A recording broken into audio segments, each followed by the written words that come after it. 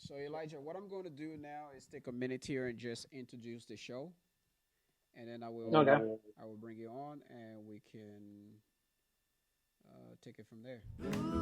All right. Okay, ladies and gentlemen, welcome back to another episode of 18th Avenue Podcast. I am your host Rico Bottles, and again, 18th Avenue Podcast is about culture and people, and if you have a story, we definitely want to hear it, and if that is your cup of tea, you most certainly have tuned into the right podcast. Also, be sure to follow us on Facebook, Instagrams. We also are on Anchor platform, Anchor podcast, wherever you listen to your podcast. So Anchor, Spotify, Google Podcasts as well. So we're on there and many others. So just follow the link on the YouTube channel, and it will link you directly to where you need to find us. All right. So today, joining me here, it is my guest, and your name. Uh, Elijah Dennis. Elijah Dennis is joining us. Elijah Dennis is he's a photographer, and also he is in the military. And by the way, if I get anything wrong at any given point, just correct me. Okay. All right. Hey, so welcome to the show, man. How you doing? Been pretty good. Busy day, but pretty good. Pretty good. That's awesome, man. That's awesome. So let's start. You're in North Carolina. Where are your parents from? North Carolina, South Carolina, actually. My parents from South Carolina. South Carolina. Thank you for the correction. So with that said, tell us a little bit about you and growing up in South Carolina. What was that like?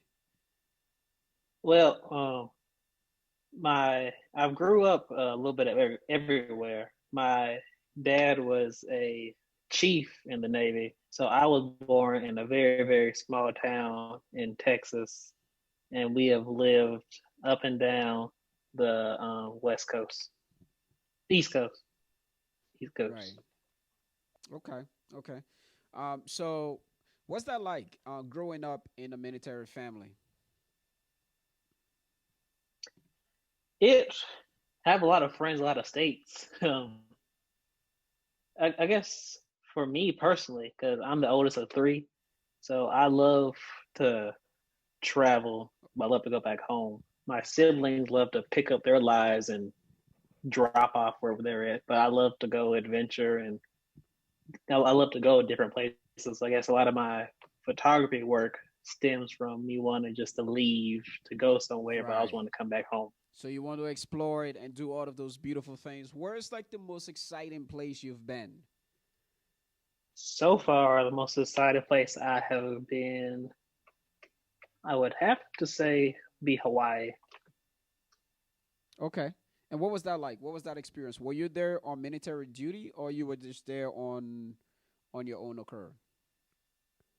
I was on there. My brother is in the service, so we went to go visit him. The idea of doing the service and visit him in Hawaii. Of course, they say Hawaii, and the experience there was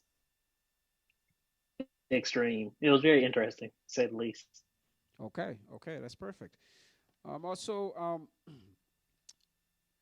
do you have you or your family members ever? Because right now there's a lot of talk in the news about the diaspora. A lot of Americans have left America and have gone. Not a huge proportion, but a significant few that have left and going back to Africa. Have you and your parents? Have you yourself ever traced your origin and figured out where you're from and all of these different things? Um, One of the elders in my family have done like the ancestry and like looking at documents to find out. And don't quote me, but I think we have lineage in Kenya, but I'm not entirely sure. But like I know they look back in it, like because I'm not entirely African American, but the large majority of my African American descent comes from, I believe, Kenya, but I could be Okay, wrong. okay. Do you think that with your travel and photography and what you do also with the military, you think that at some point you will look at going even if it's just for visit on the continent? Oh, most definitely. Like I plan to. especially with my photography, where it's where I can see it projecting going to. I do plan on taking a photograph in every country. That's awesome, man. That's amazing. All right, cool. So South Carolina, is that correct? Yes, What South is Carolina. what is South Carolina known for? We are known for, well, I guess Greenville, South Carolina. I'm from Greenville, so I guess Greenville be known for our Liberty Bridge and our downtown area. South Carolina as a whole, I'll say, is hot, got sweet tea. Okay. I know that North Carolina tend to get a lot of hurricane, maybe not a lot, but like, is it the same situation with South Carolina as well? Well, kind of like when a storm comes our way, like the coast will get hit, but where I'm from in Greenville, if a storm's coming, with the mountains we have around us, the storm just blow right around us or bypass them entirely. Oh, really? Okay. So you guys are pretty lucky. Yes, where we're located, like between like we're very mountainy area. So Yeah. when it snow for us like an inch or so. Okay, okay. Would you say that it's like the same situation when it comes to say snow? Does it snow a lot there as well, or no? No, like they predict snow, then it just ends up raining a lot, then it gets cold, and then it turns to ice. Ice is our snow. And so it become ice. What's like? Have you missed like significant amount of days due to like an ice storm um from school? Living in South Carolina, yes. I remember when I was younger, we lived in Maine. My dad was stationed in Maine, and I remembered like I was really young. I remember the snow being as tall as me, and we still went to school. But down in the south, when it snowed, it like a thin layer of ice. School was canceled. Yeah, yeah, okay. Years ago, I driven through Maine, and it looked hella country. Is Is that that is is that that really really what what it it is? is? Oh, Oh, it looks super country, dude. I was like, what is this? Well, for what I remember, like I can't tell you what base it was, but like I remember it was like houses were kind of all spread apart. Remember big squirrels? Like I can't remember a giant squirrel in the neighborhood. Yeah, yeah, and there's a lot of wildlife as well. Like, Yes, a lot yeah, of wildlife yeah. it's crazy, and crazy. seafood. Crazy. A lot of seafood. Okay. So let's go into the military. How long have you been in the military? I actually just got in, so I just graduated boot camp, and now I'm at what they call A school, which is like a on the job training for my rate or my job. So I actually just got in. Okay.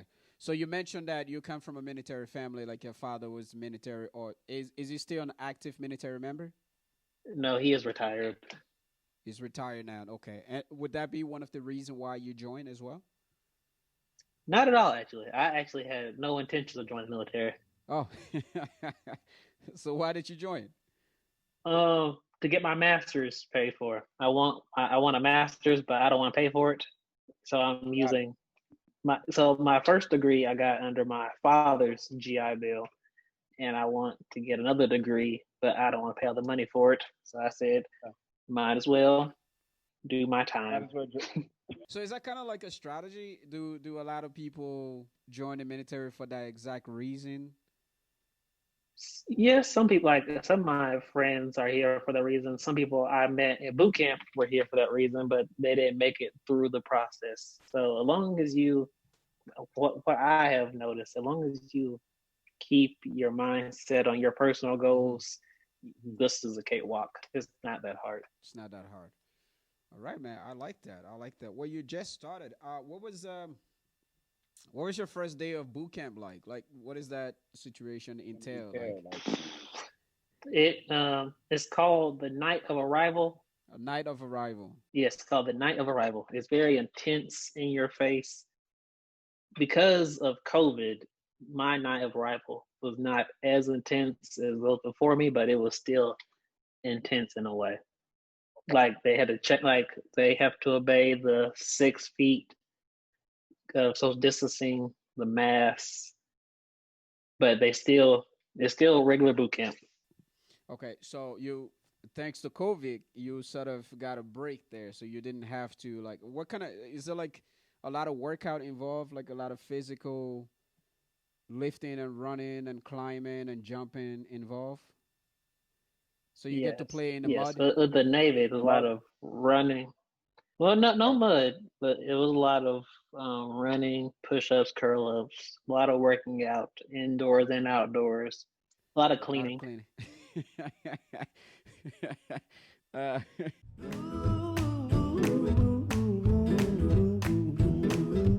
all right, all right. Well, I had a whole bunch of different questions on that. Oh, let's go to the food real quick. What kind of like food are you guys like eating to, because when you work out, your diet becomes like a significant part of of What I like before the Navy, I've never been like a buff big guy, but I do like to run here and do specials there. So I have noticed it's not what you eat, it's the amount of how you eat it. So I still eat a burger here and there and some fries, but if you're throwing it down every week, there's your issue. So I like to go for proteins, get my fibers in, my carbohydrates, all that protein, get my muscles right, especially before and after a workout. And then when I have some free time or just want to chill, I go to McDonald's get a burger. So I love chicken. I love my protein bars, fruits and Okay, vegetables. cool. So, is there a place? Is there like a designated chef for you guys, or are you all responsible to make your own food? I know it sounds like a obvious question, but It's a little bit of both. We have this place called the Galley, which is like basically a cafeteria. So there are people here cooking for us, and they prepare food for us, and you can go there. Or they have restaurants on base where we can go eat from there as well. So they say you're adults, you choose where you want to eat it, but they recommend going to the Galley. and that's all paid for. Yes. Well, not the restaurants. The restaurants you have to pay yourself, but the galley food is paid for. Cool, cool. Are you guys then on this sort of like daily allowance where you get a certain amount of cash per day for food, or is this all coming out of your own pocket if you do decide to go to the restaurant?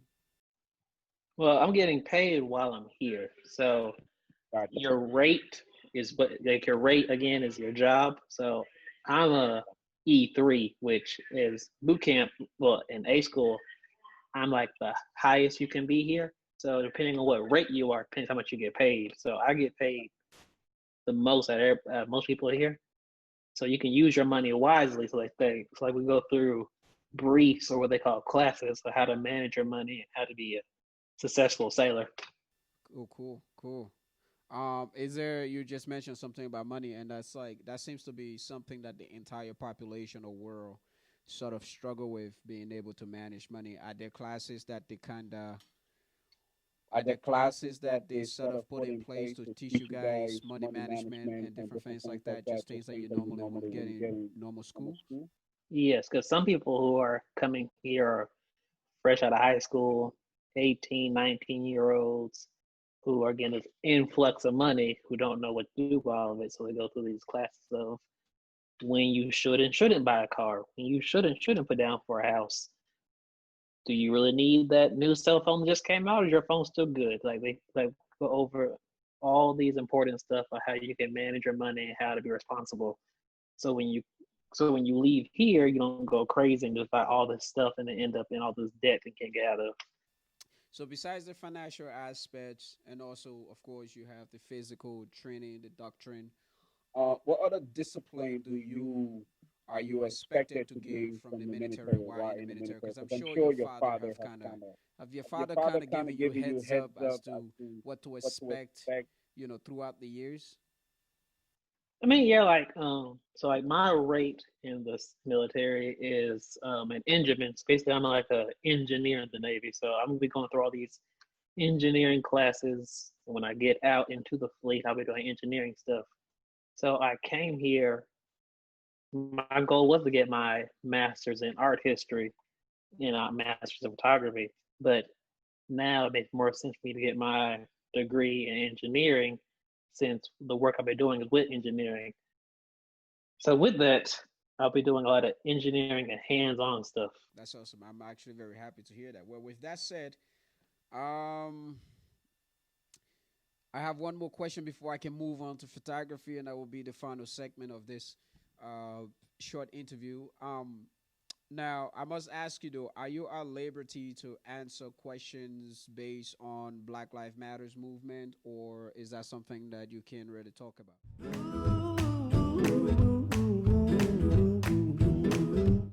Okay.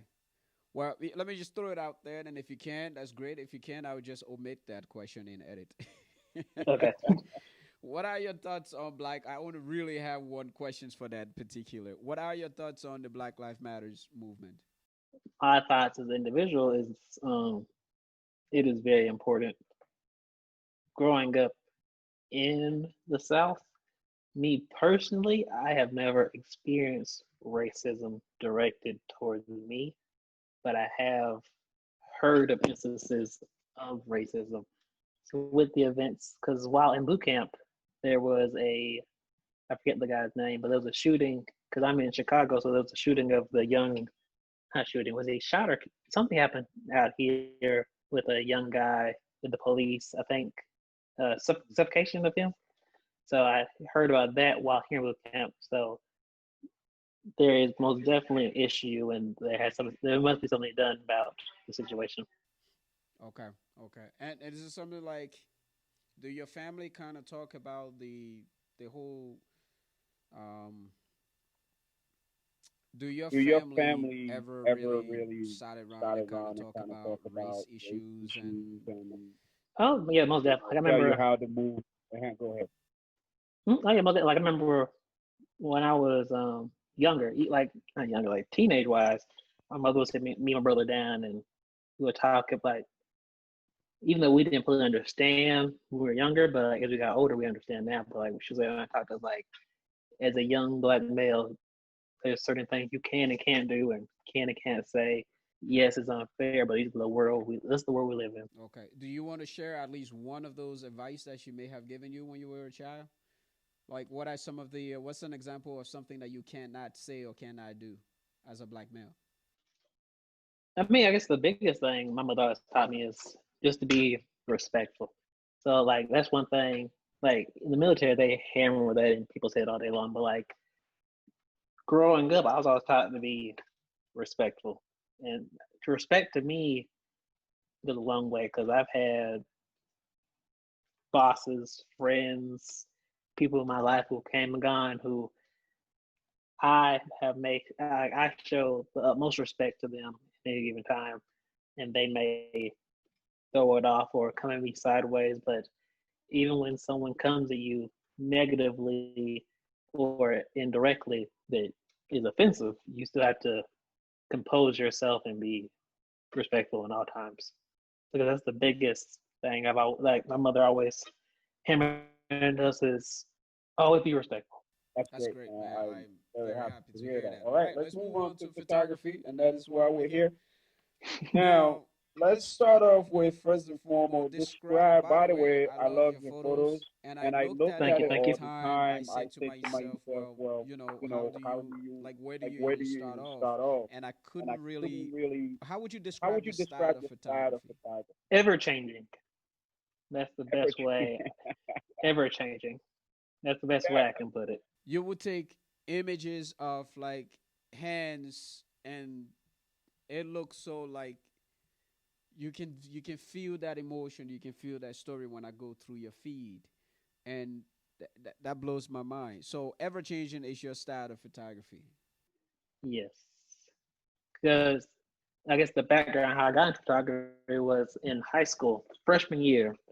My freshman English teacher was the yearbook teacher, and we had finished class early, and we were just sitting around talking. And she's talking about her yearbook staff, because in middle school we had yearbook, but it was considered like an all female class, like only females did yearbook. It was a girly thing. So I asked my freshman English teacher, I was like, "Do you have any guys in your book?" Because I was just curious because I didn't know if guys in your book. And she said, "Yes, guys do." She said, "Yes, guys do yearbook. You should apply." And I said, "Oh no, I wasn't asking to apply." She said, "No, I'm telling you." So she forced me into yearbook, and then we took a field trip to Hilton Head, South Carolina, for a yearbook conference. Mm. And she put a camera in my hands. She was like, "Elijah, you're gonna learn how to take photos," because she noticed before I even noticed that I had a keen eye for detail. So I Mm. took that photo course, and I've been stuck on the camera ever since. Man, that's beautiful.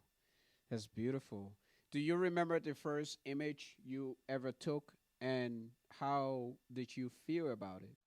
Professionally, the first image I ever took,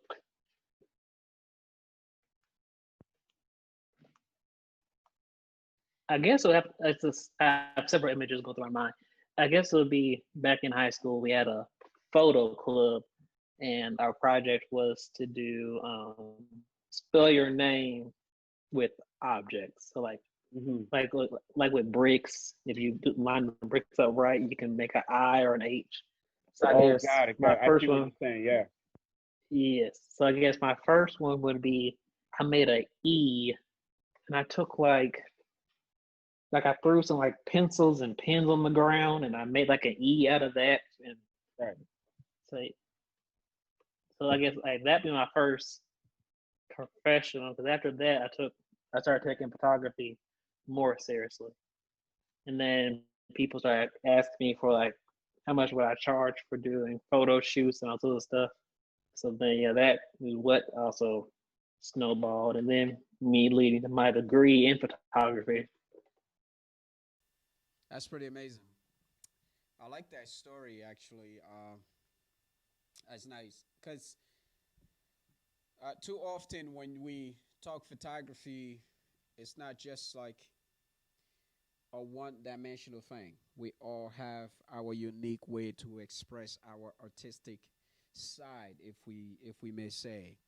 Um, Now with the so I see also that you do a lot of objects, you do a lot of close up. You really focus on certain details that I don't normally see a lot of unless it came to like micro photography or product photography and different things like that. But this is not even so much product because you would just take, how do your model like kind of feel like, how do you go about asking people, hey, listen, I want to take an image, but I'm not really interested in the full body. I just going to take image of your fingers.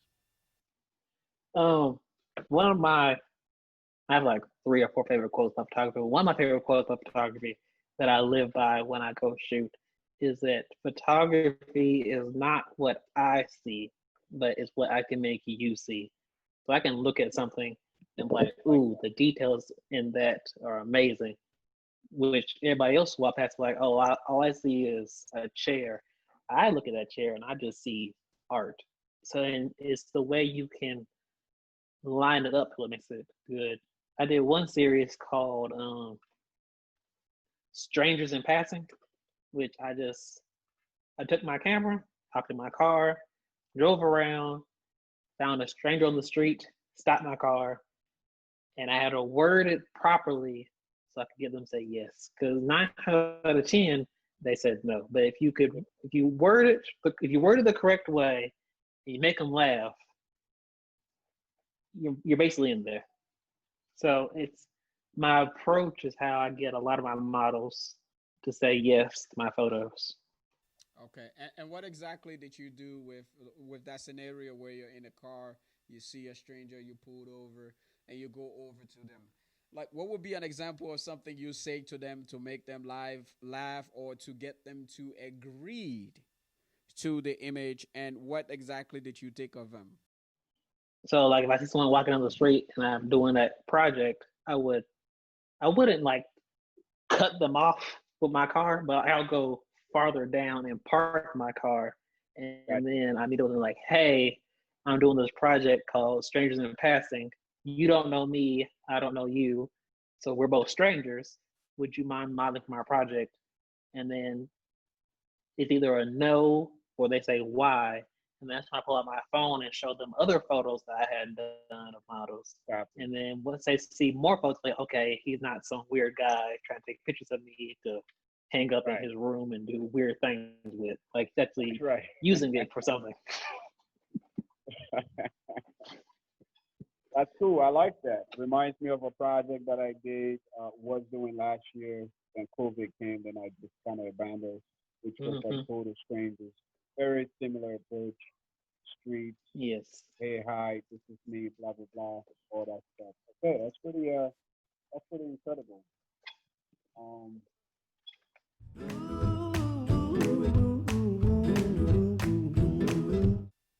So now, when you're in the field, by the way, which do you have a favorite lens that you like to use and why? Um, I, as a whole, when it comes to photography, I prefer film. Film is where my heart lies. I love digital because I started on digital, but film is where I find myself more because the detail and the grain in film is just you can't replicate it. And then being in the dark room and developing your own images, phenomenal. Since I'm here in Chicago, I don't have a dark lab available for me to use, so I'm shooting with Polaroids at the moment, and Polaroid's the closest thing I can do with film. So Polaroid is my go-to at the moment. If I was back home, it'd be my 35 millimeter uh, Canon AE1 wow. or my Minolta XK100. It's pretty amazing. I don't think I have ever touched a film camera aside from seeing it on displayed. So Um, it's so much fun getting in the like getting lost in the dark room and just bring your images out. So much fun. yeah, yeah. Is that a lot of work? Cause when I is it a lot of work? Well, not, It is. Well, is it a lot of work? Is it more work than digital photography? yes, because like growing up, I had ADHD, so I like to do things quick. Sometimes I catch myself talking too fast. I have to slow myself down. So with digital photography, it's fast. Take it, look at it, don't like it, delete it, take it, love it. With film, you have to slow yourself down and actually look at everything, and you can't rush through it. If you rush through film, you're just gonna burn through a whole roll and waste your money. So with film, you have to slow yourself down, relax, and look at what you're trying to get, and not rush through it and destroy the film. So you have to be extremely the preparation will be much more vice than say the preparation to go do a digital photography where you can take like 3,000 image just by hitting that shutter button and it's Right. Yes, right. you have to be very detailed oriented. Wow. Wow, That that's yeah. yeah. Sounds Sounds like like a a lot lot of of work. work. Okay, Okay. maybe Maybe I'll I'll stay stay away away from from that. that. Well, look, man, look how time passed. We have now hit our half an hour mark. Um, but this has been like an incredible conversations, and thank you for sharing your No story. problem. Thank you for having me. Sorry, what'd you say? I said, no problem. Thank you for having me. Yeah, no, absolutely. Love having you. And so, where can people find you? I know, I will put it there, but Yes. Instagram, I am Elijah.Dennis. It's an image of my Bitmoji doing the peace symbol smiling. Right. Um, that's basically all my art is right now. My website is Elijah.Dennis.com. Yeah, Elijah.Dennis.com. No, Elijah Dennis, one word. Elijahdennis.com. That's just like my online portfolio, which are my three big projects that I've done. Right. Hashtag self, my first project, strangers in passing, and where you're going, where have you been, which is my favorite project that I'm working on. I like that. I like that. Well, Elijah, I'd love to thank you so much for coming to the show. And once again, I'm just going to do a quick outro here. Ladies and gentlemen, you have now watched another episode of 18th Avenue podcast. I am your host, Rico Bartles, here with us today. In case you missed it the first time, Elijah Dennis, photographer, military man, had joined us for this particular episode. We discussed various subjects, including childhood, growing up in South Carolina, the military, photography, and a little bit of Black Lives Matter. So thank you all. You can find us on Facebook, 18th Avenue Podcast. You can find us the website 18avenuepodcast.com, Spotify, Anchor Podcast, and these various places. Thank you so much for tuning in. Peace.